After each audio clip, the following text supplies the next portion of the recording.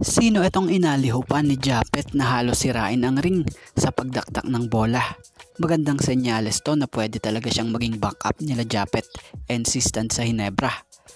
At ano itong sinabi ni Chris Newsom sa Barangay Hinebra?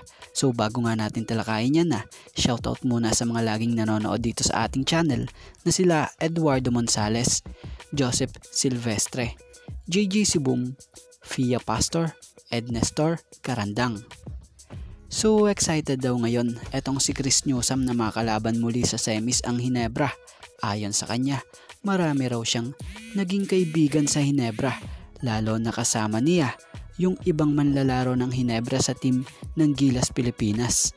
At ayon pa nga sa kanya noong 2022 raw ay nagawa nilang manalo sa Hinebra at hindi raw malabo na magawa nila ulit manalo muli ngayon sa season na ito. Sinabi pa niya noong elimination nanalo sila sa Hinebra.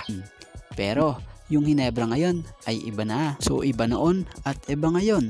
Tingnan natin kung sino ang mananalo. Pero syempre ang Hinebra ngayon maganda na rin ang ball movement at nagpalakas pa ngayon sila gamit ang shooting rin itong si Ralph Koo.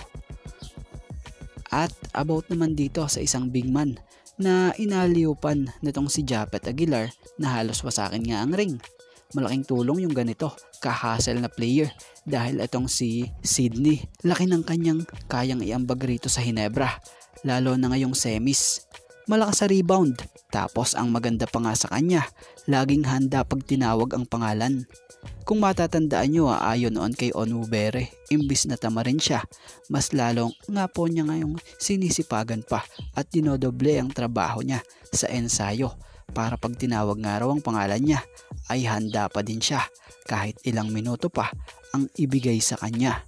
At ayun nga, lagi niyang pinapakita pag ginagamit siya yung hustle, energy at kagustuhan laging manalo. So hindi takot makipagpisikalan at talagang may gusto laging patunayan.